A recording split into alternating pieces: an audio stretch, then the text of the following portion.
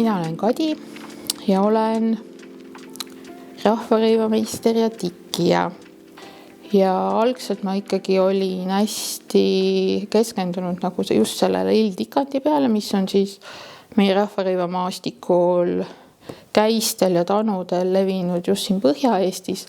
Aga lisaks on meil ju lildikandid veel ka Lihulas, mis me kutsume Lihula lildikandiks, mida tehakse villasega villase peal ja Muhu saarel on ju ka oma lildikand.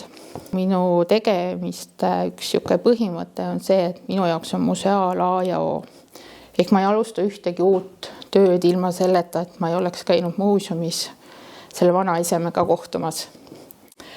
Et ma alati kaardistan selle üles, vaatan kõik kangad materjalid üle, siis mustrid, lõiked, et kui ma hakkan seda asjad tegema, siis ma tahan alati saavutada võimalikult täpset tulemust.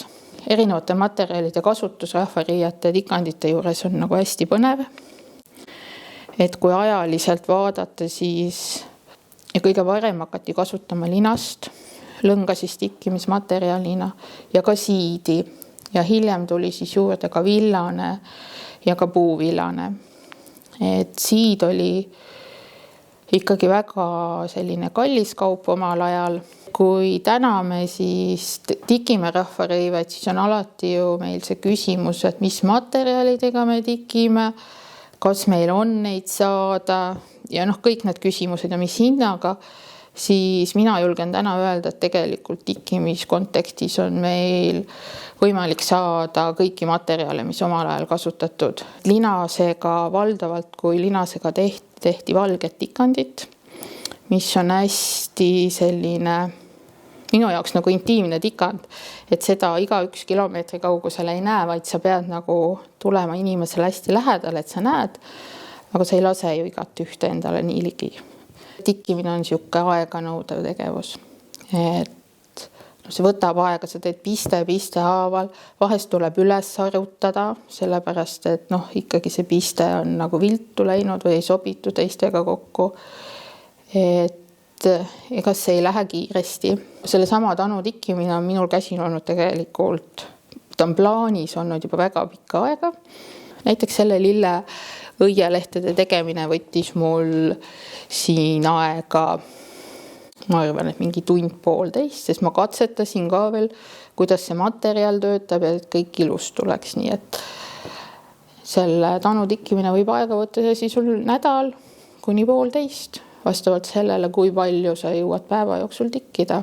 Minust on nagu hästi oluline, et ka tänasel päeval tehakse endiselt rahvarõivaid nii võimalikult täpselt järgi, kui tehti seda omal ajal, nii nagu meil on muuseumites esemed säilinud, et kui see töö nagu ette võtta, et kas sa teed seda endale ise kuskil rahvarõivakoolis või kursusel või meistri juhendamisel või lased teha, et need on nagu nii väärtuslik osa meie pärandist ja meie identiteedist, et seal juures võiks alati järgida just sellest, et seda, et su töövõtted ja materjalid ja kõik oleksid nagu sellised nagu vanasti. Aga kui mina siin, teen praegu seda lildikandit, siis tegelikult ja meie rahvarõivastes olev tikand ei piirdu ainult lildikandiga. Et igal piirkonnal oli ju erinevaid kaunistamisvõtteid rahvarõivastele, et näiteks kui Põhja-Eesti siis oli selle lildikandi poolt, kuna siia tulid uuendused ikkagi kiiremini sisse, siis lõuna pool kasutati meil geomeetrilisi tikandeid ja pilutikandit.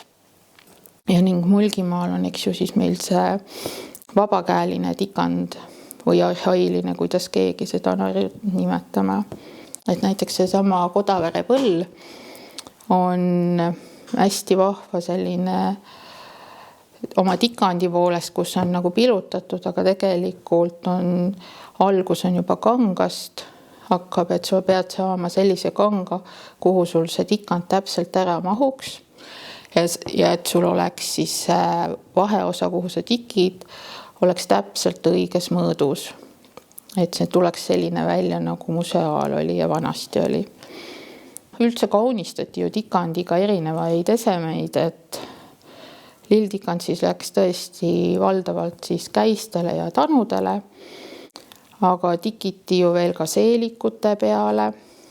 Et siin Põhja-Eestiski on ju teada, et olid helmestikandiga seelikud.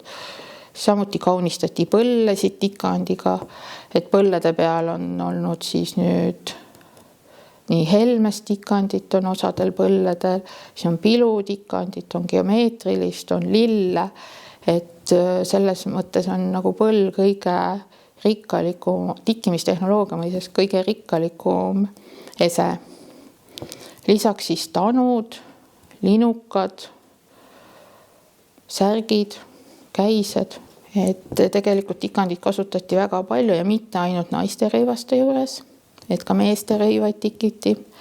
Eriti uhked on Läänemaal olevad meeste särkide tikandid, kus on uhked põimpilud tehtud peale ja ka ristpiste tikandid, ilusad punased.